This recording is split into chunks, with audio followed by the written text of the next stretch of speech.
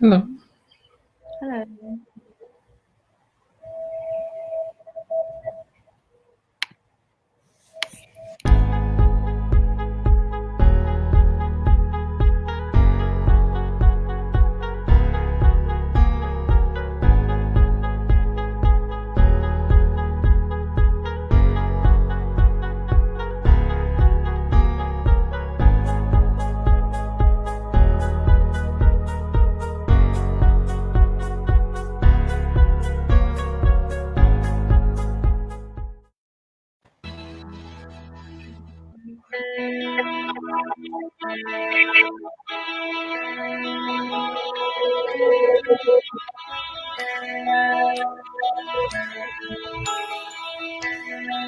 Yeah.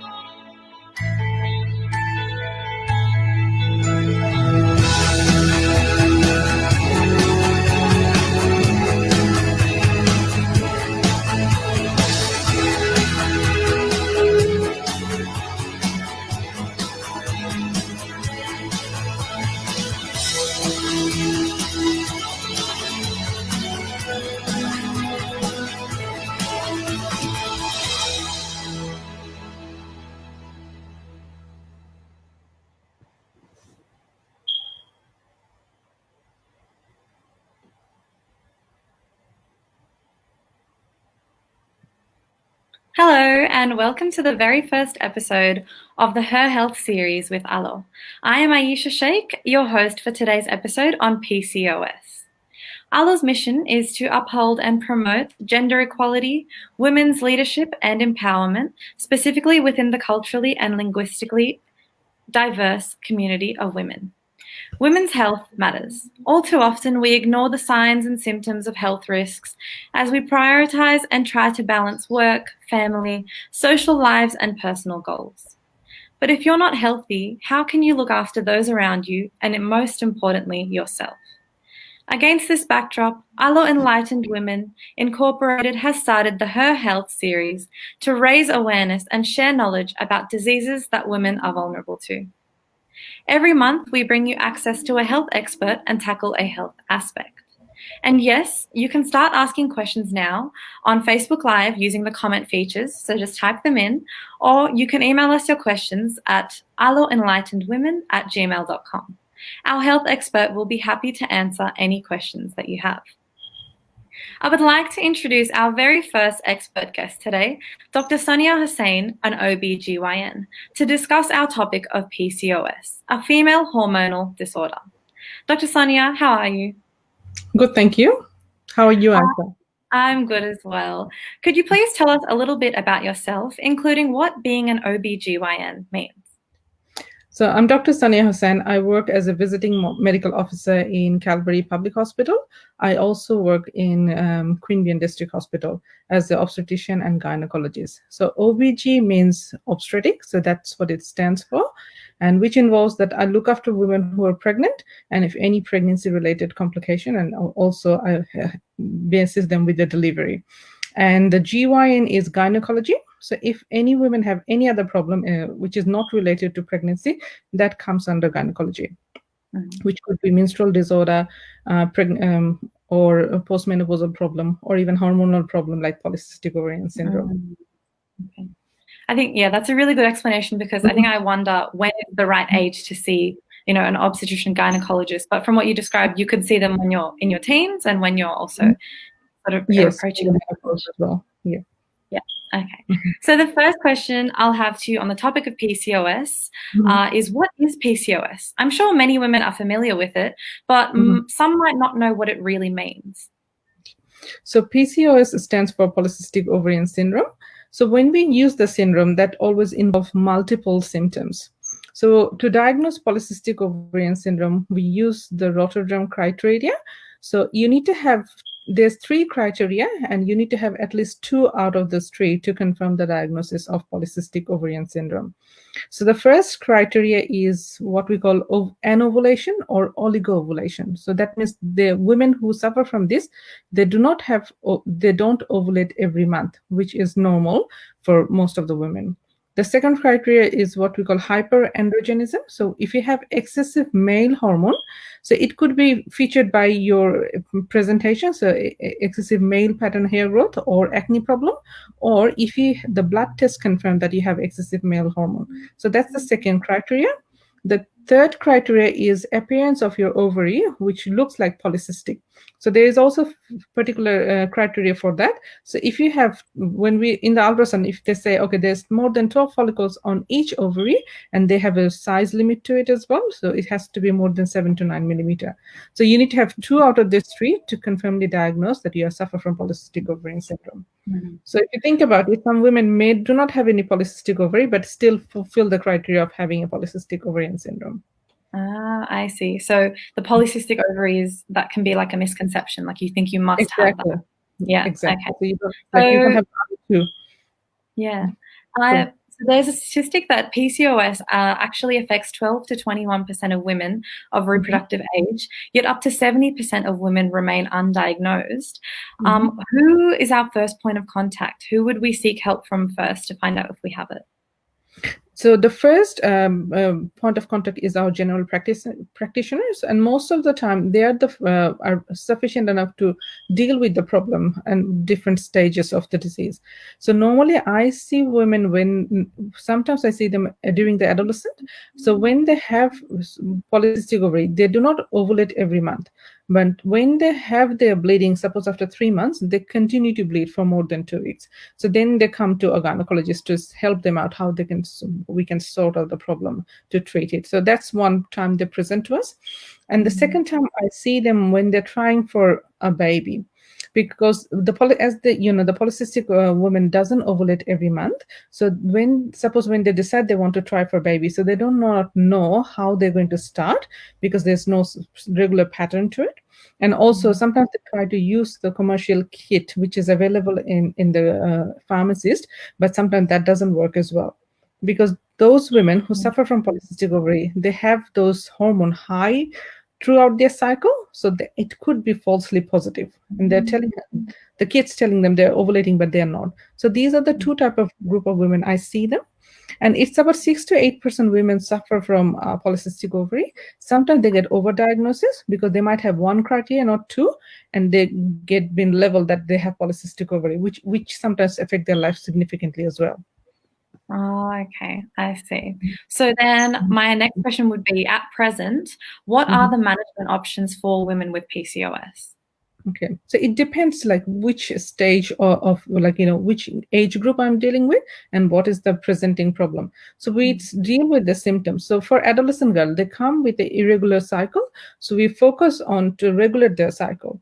So any polycystic ovarian syndrome, the first and foremost treatment is the lifestyle modification, healthy eating, and weight reduction. So that sometimes resolve most of the issues. But if they but for polycystic women, it's difficult to reduce their weight. So if they're struggling to reduce weight and still having this menstrual cycle issue, we put them on oral contraceptive pill. And it has to be a special pill, which we're looking for and designed for polycystic ovary. So it has cyproterol and acetate, but most of the GP know about them. So it's better to ask the GP which is the best pill for them. And it's that regulates their cycle. And over the time, it also reduces the blood flow. So that helps. And this pill also helps with the acne problem and also excessive hair growth. So starting with pill and lifestyle modification is the first way to go. Okay, so it seems like the pill has a lot more benefits, which is why I would want to talk about it a bit more. Could you shed some light on common misconceptions such as cultural stigma regarding contraceptives, the risk of weight gain, and other concerns women might have about going on the pill? Yep. So thanks for the question. It's a very common stigma that the moms, especially the parents, are very concerned to start their young girls on pill. So first thing they think, yes, of course, there's a huge concern about weight gain, but those women with polycystic ovarian syndrome, they struggle to lose weight. And for the first few months, they retain some water. So not necessarily they're putting on a lot of fat. It's just the water retention. But if you're on pill for a few months, these symptoms get better. So it's better to start on time so that it helps their health with the menstrual irregularity. So that's one of the things. And the second thing, the parents get concerned that if they start their young girls on pills, so there might be a freedom to start their sex life. So that is religiously not acceptable in lots of community. So these misconceptions need to be clarified, and it also important for the GP to discuss the benefit of the pill, especially the girls who are suffering from polycystic ovarian syndrome. Mm-hmm. Yeah, I think, that's definitely something I've heard from around me as well, like concern about taking a contraceptive, but I think you cleared it up quite well for me especially. Another misconception with PCOS is many women are told that they cannot have children because of their hormonal condition. Is there any truth to that statement? So polycystic ovarian syndrome is one of the leading cause of fertility issue concern. So as they do not ovulate regularly, so of course they struggle to fall pregnant. They need some help, but it's not true that they cannot have children. With the help of the fertility specialist, it's possible. So first, suppose if any girl trying for pregnancy, it's important that they should focus on weight reduction, because weight reduction can regulate the ovulation just by itself. So when we talk about treatment, the doctor will say weight reduction, weight reduction, weight reduction. So first focus on that. And if that doesn't work, so in the polycystic ovarian women, they also have high insulin resistance. So that's something can affect their fertility. So we normally put them on, especially those who are trying for a baby, metformin. So that's a medication which helps to weight reduction, and it also helps to reduce the estrogen insulin resistance. So after trying metformin, if it doesn't work, of course, and they shouldn't wait for too long, especially if a woman is more than 35 years of age and they tried for 6 months with polycystic ovary, we say it's better to see someone to give them some assistance. And with assistance, the success of pregnancy rate improves significantly. I see. Of course, it's not true. It's not true that they can't. Yeah, exactly. Yeah. So you've even mentioned another medication, metformin. People commonly take for diabetes, but also something that can be used in PCOS, which is, I think, find really interesting. I think another question would be, what are the long-term risks of having PCOS? And what if someone came to you and asked, what happens if I don't get any treatment for it? So PCOS is very important to know about that. What is the long-term effect and why it's important to see a doctor. So it has, as there's a significant metabolic disorder goes on with the polycystic ovarian syndrome. So those who suffer from this, they have an increased risk of type 2 diabetes. So that's need to be checked. There's also, they have suffered from abnormal lipid metabolism. So their cholesterol and like the bad cholesterol remains high. They also have a risk of high blood pressure and increased risk of stroke. They also have an increased risk of endometrial cancer. So if you think about it, if we don't see your doctor and don't seek assistance, don't modify your lifestyle, your life expectancy would reduce significantly. It's very important to go to the doctor and test for those things. So those who are less than 35, I would say at least every 2 years, go to your GP, check your blood pressure, check if you're diabetic or not, check your cholesterol level. And also when you're 35 plus, go every year. When you're 40, go every 6 months. And also, as I said, there's a risk of endometrial cancer. So that's something we need to address as well among the women with polycystic ovarian syndrome. Okay, I see. Yeah, I think that's something else important you've highlighted, because a lot of us will just go to the doctor when something goes wrong, but it's important to be in regular contact with a GP. Exactly. Yeah. So leading on from that, PCOS affects high-risk groups such as Australian Indigenous women, women of Asian, North African and European descent. Therefore, I feel it really important to ask, in the context of Allah's mission itself, why do you find that CALD women might be hesitant to seek help? What are the barriers hindering them, and how can we instead encourage them? Okay, so that's a good question. It's actually the CALD women doesn't seek assistance for any disease. So even they're pregnant, they will come late. They for any disease, they always present late, and they always present something is really wrong. The first initial problem is that those suppose who are coming from different community, first they hesitate to see a doctor because they think it will be costly. So sometimes they don't even know under Medicare there's so much things, and even the GP can help them a lot. And sometimes I see some people without seeing GP turn up to my room, which is a lot more expensive. So they need to have the knowledge that it's possible to get a good treatment with a very low cost, and also the remote location of those people. So especially the indigenous and Aboriginal people, the location is really hard. So sometimes they do not have the access to come to a doctor. And also there's some misconception that if they go to a doctor, they will get unnecessary invasive treatment, which is some difficulty. We need to also provide them the information. This is not true, and it's very important to talk about what are the adverse outcome if we don't go to the doctor. So if they know about it, they will come and see a doctor. So this information need to be spread to the community. And of course, if they don't see a female doctor, they don't even talk about their problem. So that's another very important problem in the community, because they only talk about the female problem with a female doctor. Sometimes it may not be easy to get a good female doctor. Yeah, exactly. Of course. I think everything you've highlighted is very, very important. Thanks a lot for the support in the comments as well.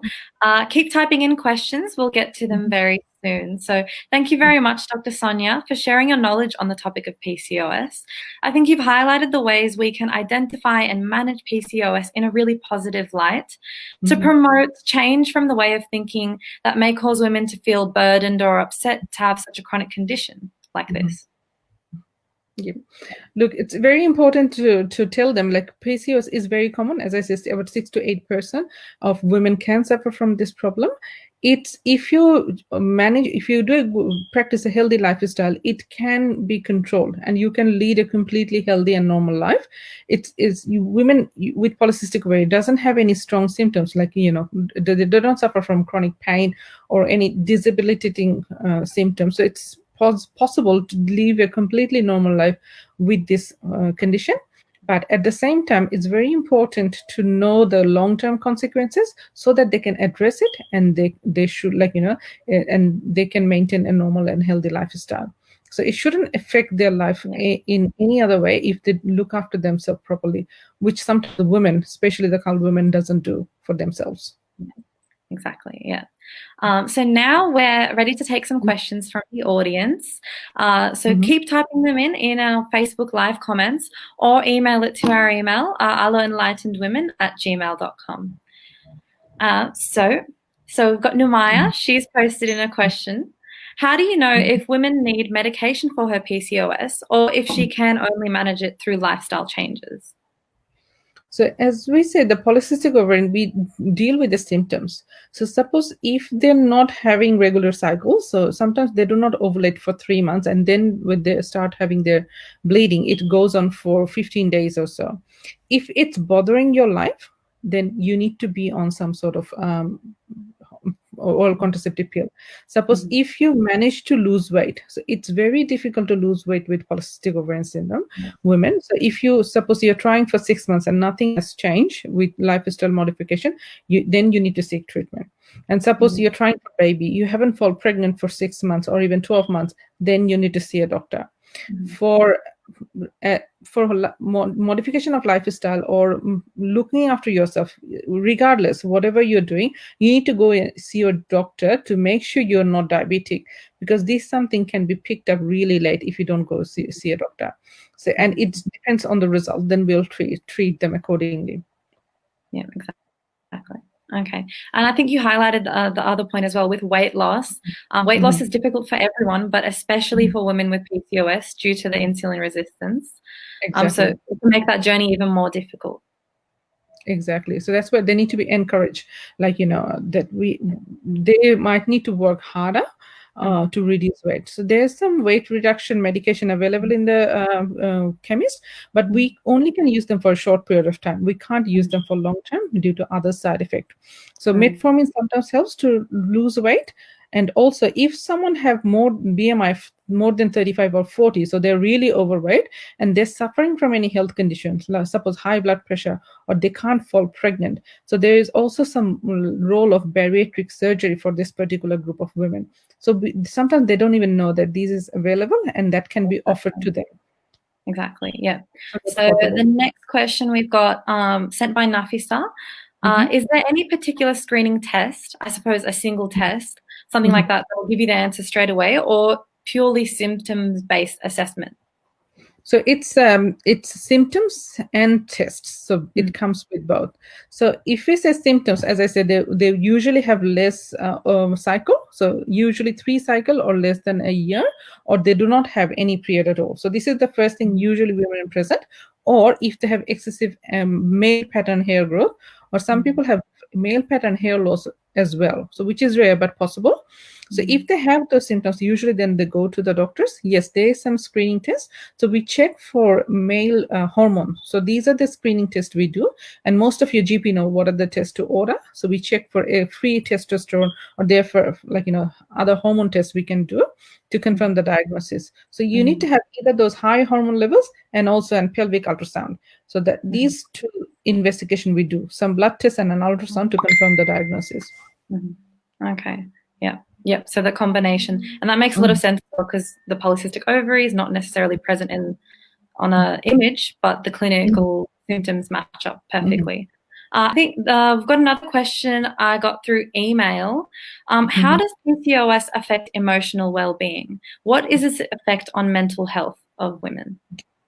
So it's a good question. Polycystic ovarian syndrome has a significant effect on mental health. Among those women, the depression and anxiety is significantly higher. If you think about the whole picture, so because, as I said, the excessive acne problem, hair growth, difficulty to lose weight, unable to fall pregnant, so everything affects their mental health. So if any health professionals see a woman with polycystic ovarian syndrome, it's as a part of our investigation or part of our question, we always ask about their mental health concern. And there are a few treatment options available. So appropriate counseling, this is one of the most important things which we need to convey the message. And there's some sessions which is available under Medicare for these women as well.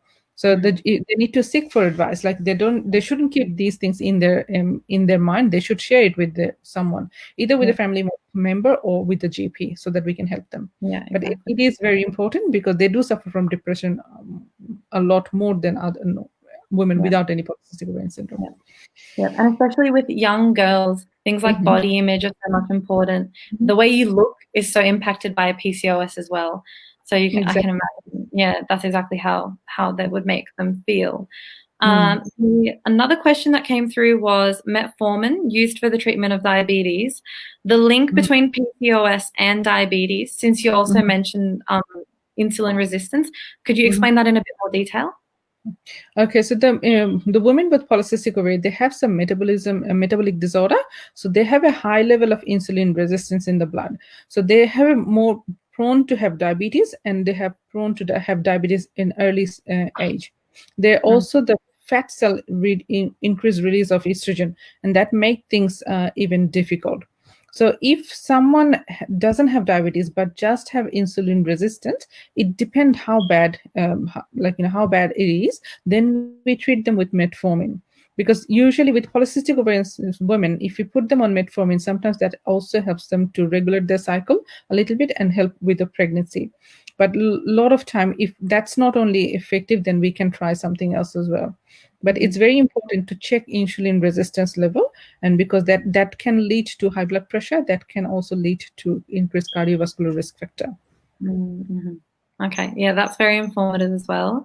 I think another question we got through email here is, irregular periods occur in many adolescents when they first get their period. Does that mean they all have PCOS, or, what are the sort of reasons for these irregular periods? No, so that's very important to know. For adolescents, we take a bit of time to diagnose PCOS.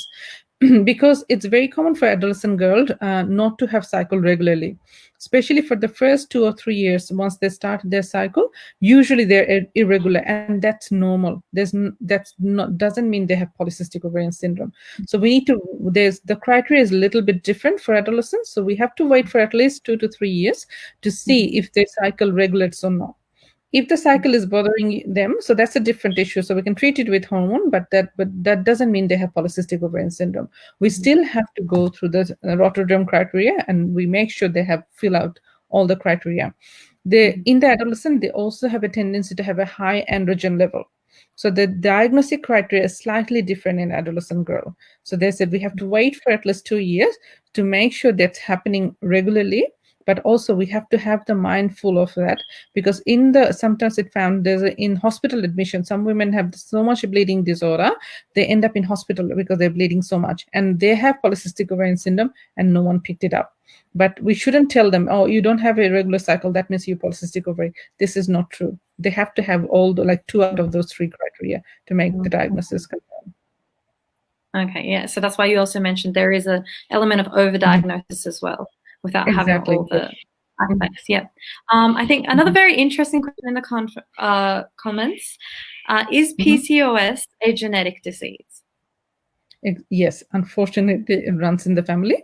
So if if you'll find that if your mom has it or any of your aunties has it, there's an increased risk of having it in your in the family.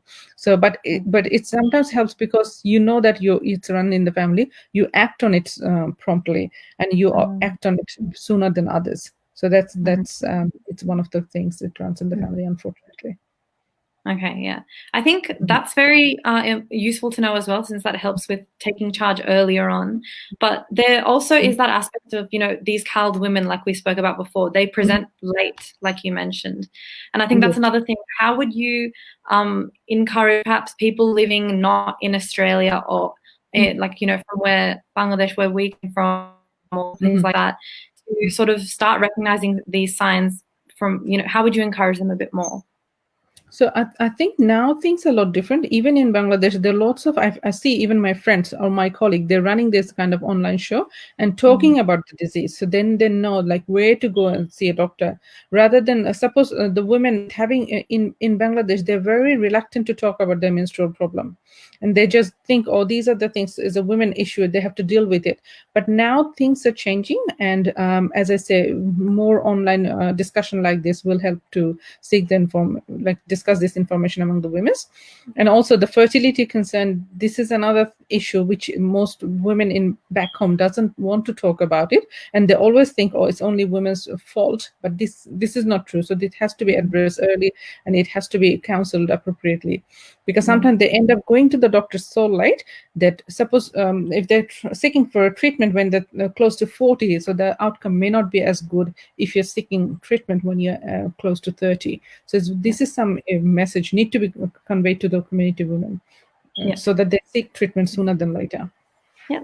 The recent question we have from Nadia, is there a higher chance of developing ovarian cancer for women with PCOS? You also mentioned endometrial cancer before as well. So it's mostly endometrial cancer, because those women who suffer from polycystic ovarian syndrome, they do not have regular cycle. And as they do not have regular cycle, the endometrium remain quite thick. And as they remain thick, and they also, they're not as fertile as others, so they usually have trouble to fall pregnant. So it's more of an endometrial cancer, not so much of ovarian cancer. Okay. So, ovarian cancer is a generous risk, but if those who have, suppose, breast cancer, they are kind of higher risk of having ovarian cancer, but not particularly polycystic ovarian syndrome women. Yeah. And then we have the earlier question, which was also very interesting. What are some non-medication ways for women with PCOS to more effectively lose weight? Because I'm sure you might get some patients who are not really wanting to go on any medications. The non-medical way is always good diet and exercise. So this is the universal way of losing weight. And it's if we can cut down our carb and increase our fruits and vegetables, so that's the way to go.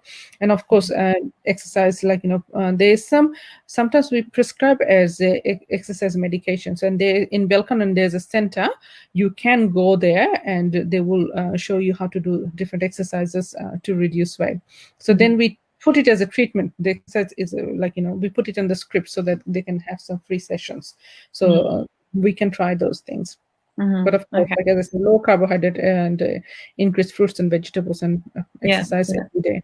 So, do you think that some women with PCOS or younger girls, they would be more likely to buy into a fad diet or a trend that's going on in like health and lifestyle? What's your recommendation for seeking actual evidence-based methods of losing weight and sort of how to interpret these fad diets and things that come around? Look, the thing is, if you try to lose weight in a very short time, it never works. So you have to do it in a way so that you can maintain it. Suppose some people go on keto diet, or like some people go on medication. So it will give you some benefit in a very short time. But however, I have seen them, they will bounce back. So as soon as they stop it, because you can't maintain it, it's not possible. As soon as you stop this drastic weight loss mechanism, you put on even more weight. So this is not the right way to start. It's better to start in the conventional way, so that you can maintain it for long term. Regular exercise, there's no alternative to that. So it's very important to focus on exercise rather than starve yourself. So this is something that's very important to know. Okay, great. I think approaching some of our final few questions. Do women with PCOS have a higher chance of having endometriosis? So alongside PCOS, I also hear about endometriosis a lot. So is there any overlap? So endometriosis is a single topic which needs a lot of discussion, and it's quite common as well. But it's not true that women with PCOS has like increased risk of endometriosis. That's not true. But the thing is, as a fertility specialist, I see women who has both polycystic ovary and endometriosis, and these are the group of women are very difficult to treat with fertility concern. But that's not the case that polycystic ovary is associated with higher risk of endometriosis. Okay. Yeah, that's very informative. And the topic of endometriosis is another big one. So maybe for one of our future health episodes, we can discuss that one as well. So I think that is the most of our questions. If anyone has any last few ones, do send them through. Thanks, Numaya. Okay, so thank you once again for your time today, Dr. Sonia. How did you enjoy being Alo's first health expert in the HerHealth series? No, I think it's a very good initiative, and thank you, Alo, for organizing this. And I love to encourage women or give the knowledge to the women so that they do look after themselves. And I'm happy to answer any questions, and you can send them via Alo so that to improve your health. And thank you so much for this initiative. Yeah, thank you very much again. So as Dr. Sonia mentioned, it would be great to foster a network for women to communicate their health concerns with specialists like an OBGYN. You can send her any further questions through to Alo, and we will get back to each of you. Thank you very much as well to our Alo listeners for staying with us, for your questions and for your support. Please spread the word to your friends, family and colleagues, like our Facebook page and ask another woman to join her. Stay tuned to join us live in our next episode. And until next time, this is Ayesha Sheikh signing off from the Alo Show. Thank you.